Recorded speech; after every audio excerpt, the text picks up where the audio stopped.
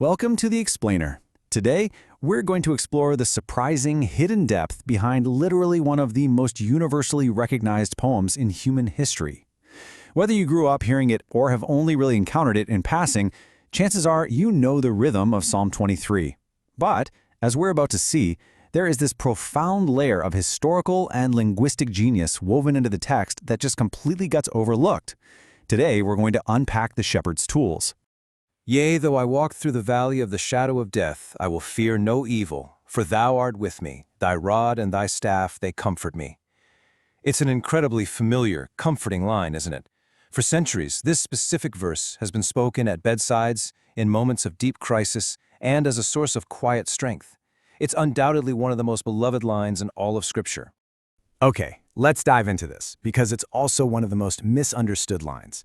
When most of us hear rod and staff, we instantly picture a shepherd holding a single, long stick. We just kind of assume these are two different words for the exact same tool, but they absolutely are not. The author, David, who, remember, was a shepherd himself, intentionally mentions two completely distinct tools because they represent two completely different types of care. Section 1. A change in perspective. Now, what's really interesting about this is how, before we even get to the tools themselves, David creates a subtle literary masterpiece right before our eyes. He shifts our entire perspective as readers. Notice the dramatic pronoun shift here. In the beginning of the psalm, when times are good, David says, "He makes me lie down. He leads me. He restores my soul." He's talking about God in these peaceful meadows. But the moment he enters the dark valley, the language instantly changes to, "You are with me." He stops talking about God and starts talking directly to God. This perfectly mirrors how human suffering works, doesn't it? In seasons of peace, we often just discuss our faith, but in the dark valleys, we cling to it personally. And immediately after that deeply personal, "You are with me," David introduces the tools, your rod and your staff. Notice he doesn't say my rod or my strength or my wisdom. In the midst of suffering, the comfort doesn't come from our own equipment. The comfort comes from depending entirely on the shepherd and knowing exactly whose tools are at work. Section 2. The shepherd's rod. Let's look at the first of these two distinct instruments, the shepherd's rod. This is a tool of firm, unyielding strength. In the original Hebrew, the word used is shevet. Throughout ancient texts, this word can mean a club, a tribal staff, or even a king's scepter. Sometimes it represents a father's discipline, other times a monarch's rule. But the common underlying root idea is always the exact same. It represents absolute authority expressed through power and strength. The shepherd is also the king, and he has the ultimate authority to protect his flock. So what did this actually look like in real life? Well, the rod was definitely not the long, graceful crook you might be picturing. It was a weapon. It was typically only 2 to 3 feet long, carved from really thick hardwood. It usually featured a rounded or weighted end, and shepherds would sometimes even embed stones or pieces of metal right into that heavy end. A shepherd would often craft this rod himself, digging up the root of a young tree so that the heavy bulb of the root became the club head. It was carved to perfectly fit his grip, becoming almost an exact extension of his own arm. This heavy club had very specific historical uses. First and foremost, it was for protection. It was used to actively fight off and crush predators like wolves, lions, and snakes. When a sheep saw the rod, it knew without a doubt, "My shepherd will fight for me." Secondly, it was used for counting and inspecting. Shepherds would make sheep pass under the rod, using it to part the wool and check for wounds or parasites, which goes to show God's examination is never separated from his care. It was also used for loving discipline, just a quick tap to the side to redirect a wandering sheep away from a cliff edge. And finally, the shepherd would use the rod to beat the bushes ahead of the flock, frightening away hidden snakes. Think about that for a second. We usually only express gratitude for the dangers we survive, but the rod handles the unseen dangers driven away before we ever even arrive. Section 3. The shepherd's staff. But the rod is only half of the picture. We now transition to the second tool, which brings a completely different kind of care. Where the rod is firm and heavy, the staff is a gentle instrument of peace. The Hebrew word here is mishieneth, which comes from the root word sha'an, meaning to lean upon. Unlike the rod, the staff was almost never used as a weapon. Its literal translation is that upon which one leans. Its entire emphasis is on support, patience, and tenderness. Physically, this is the tool you're likely most familiar with. The staff is the classic shepherd's crook. It's much longer than the rod, usually 5 to 6 feet long. It's made of lightweight material and features that iconic curved hook at the very top. It is fundamentally an instrument designed for pure care. The historical uses of the staff reflect this tenderness perfectly.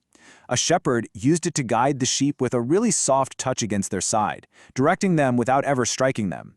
If a sheep fell into rocks, a ravine, or getting tangled in thorn bushes, the shepherd would use that curved crook to hook around the animal and gently pull it back to safety. This is a beautiful reminder that when a sheep cannot rescue itself, grace reaches farther than effort. The staff was also extended between the animals to keep the flock unified, or used to hook a lamb by the neck to gently draw it close for affection. And, true to its name, it supported the shepherd himself as he walked through difficult terrain. Section 4. Perfect balance of care. And this brilliantly illustrates how these two distinct tools work together in harmony to form a complete picture of God's care. We have the heavy, defensive club on one hand, and the supportive crook on the other. The rod brings authority, justice, strength, and power. It's a weapon that defends against wolves. But then, the staff brings guidance, mercy, tenderness, and patience. It's an instrument of rescue that comforts the sheep. This is the true brilliance of David's poem. Different sheep and different threats require completely different tools. A frightened sheep needs the staff. A stubborn sheep might need a tap from the rod.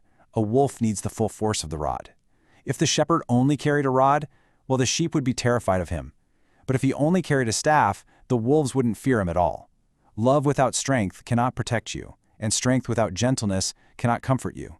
The shepherd perfectly balances both.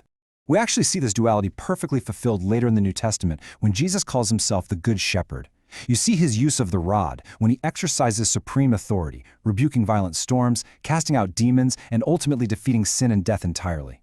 But you equally see his staff when he gently restores a broken Peter, welcomes little children, seeks out the one lost sheep, and carries the weary. At the cross, both tools finally meet.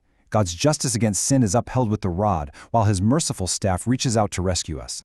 Section 5. The ultimate comfort.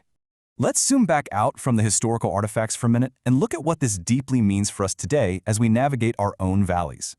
There's a fascinating hidden treasure in the text here. The rod and staff are never actually described as being used in Psalm 23. David doesn't say the shepherd strikes a wolf or hooks a sheep. He simply says they comfort him. Just seeing them is enough. Sometimes the shepherd doesn't need to swing the rod because the wolf sees it and runs away. Sometimes he doesn't need to hook the sheep because the sheep walks confidently just knowing the staff is there. The visible readiness of the shepherd is enough to quiet our deepest fears. Let's move on and see how this builds a complete picture of a lifetime of care. The shepherd provides green pastures, peace at still waters, and then the dark valley. Notice the valley doesn't disappear. The shepherd doesn't remove the danger. He accompanies us through it, bringing the protection of the rod and the direction of the staff, until we finally reach the house of the Lord, our eternal home. The care covers absolutely everything from beginning to end. So I want you to reflect on this for a moment. Which side of the shepherd's tools are you experiencing today? Are you feeling the staff drawing you back after you've drifted, maybe rescuing you from a thorny situation you couldn't possibly escape on your own? Or are you feeling the loving, firm correction of the rod, turning you away from a path that would ultimately cause you harm? Remember, both are expressions of the exact same love, meant to preserve you, never to destroy you. Consider this final thought. The deepest comfort of Psalm 23 is not simply that God carries a rod or a staff, it is that they are His. The very same hand that formed the stars in the sky is the exact same hand holding the specific tool you need for this particular step of your journey. The shepherd who is mighty enough to defeat every wolf is gentle enough to carry every lamb. So, the next time you face a dark valley, ask yourself, are you trusting in your own strength to get through it, or are you resting in the hands that hold the rod and the staff?